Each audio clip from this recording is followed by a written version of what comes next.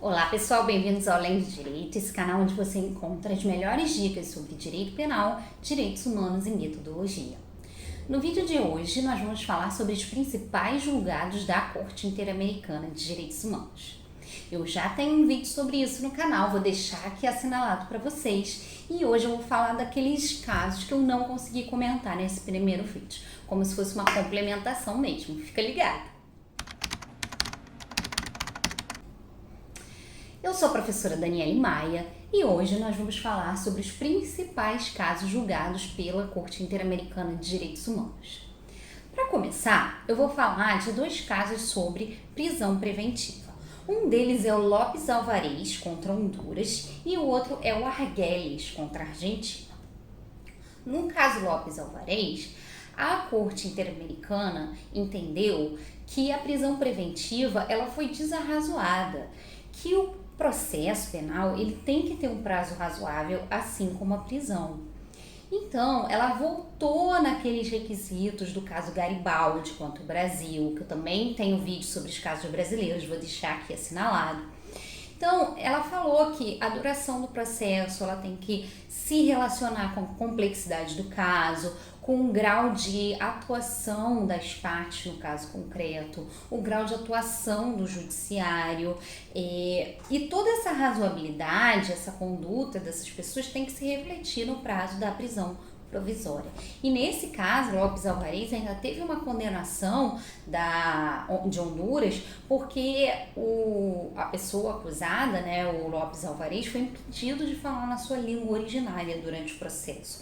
Então isso foi considerado pela corte como uma violação do seu direito. O outro caso de prisão preventiva é o caso Arguelles contra a Argentina. Nesse caso, a Corte estabeleceu a necessidade da revisão periódica da prisão preventiva.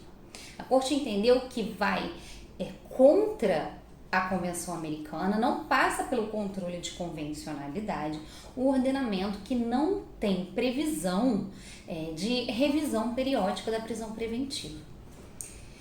O nosso ordenamento jurídico não possuía e com a entrada em vigor da Lei 13.964 de 2019, o artigo 316 do Código de Processo Penal foi alterado, determinando a reavaliação periódica da prisão preventiva a cada 90 dias.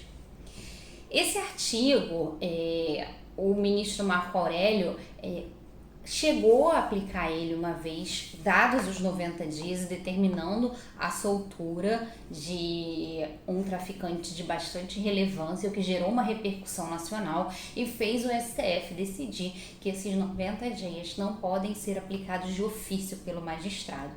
Ele tem que avaliar as condições daquela prisão, pedir a manifestação do MP para avaliar se aquela prisão ainda tem os requisitos de necessidade e proporcionalidade. Então, a partir da entrada em vigor desse artigo, apesar dessa decisão do STF, o nosso ordenamento passa a estar em consonância ao que a Corte decidiu no caso Arguelles contra a Argentina.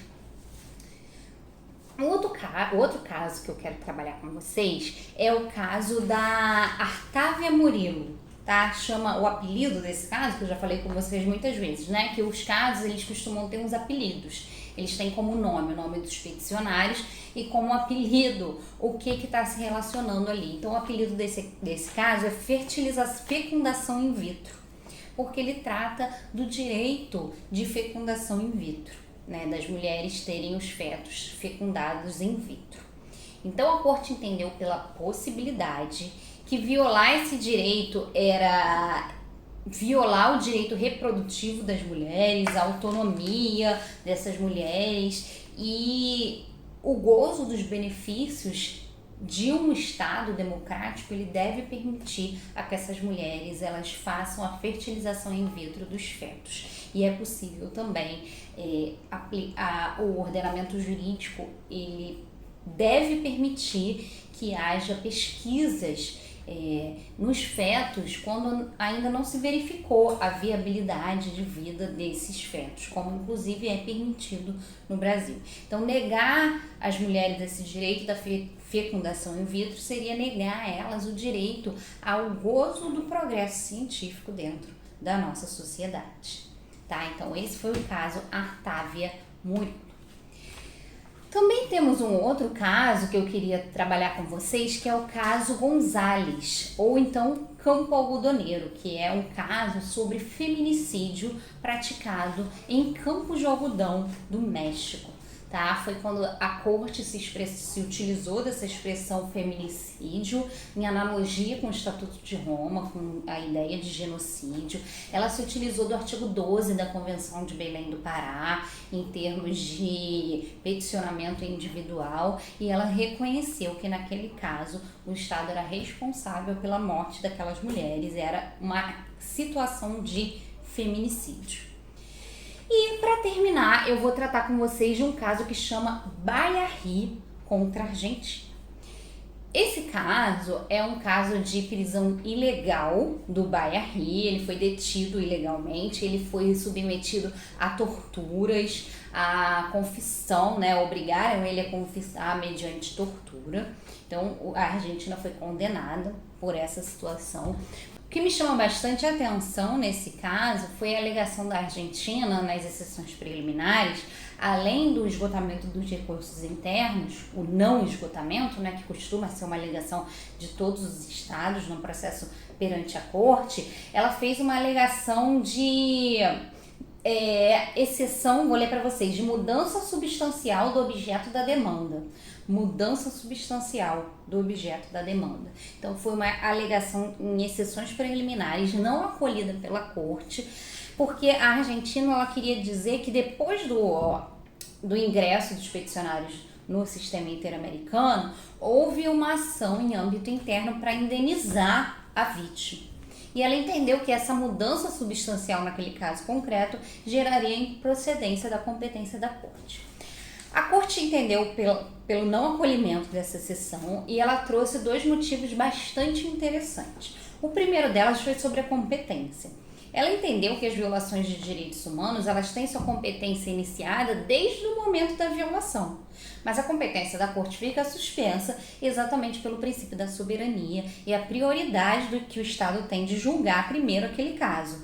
Mas a partir do momento que os peticionários acessam o sistema pela comissão, o Estado não faz essa alegação de que existiam demandas internas e esse processo vai para a corte, então a partir daí não poderia mais ser alegado essa ideia de mudança substancial.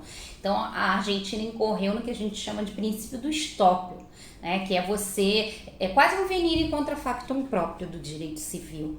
Esse princípio do estoppel é porque ela não alegou no momento oportuno. A Argentina incorreu no que a gente chama de princípio do estoppel. Ela não alegou no momento oportuno que ela tinha essa exceção de admissibilidade e foi alegar só lá na corte. Então, isso não seria possível porque ela deveria ter alegado no momento em que ela primeiro se manifestou sobre as exceções preliminares, que foi lá na comissão.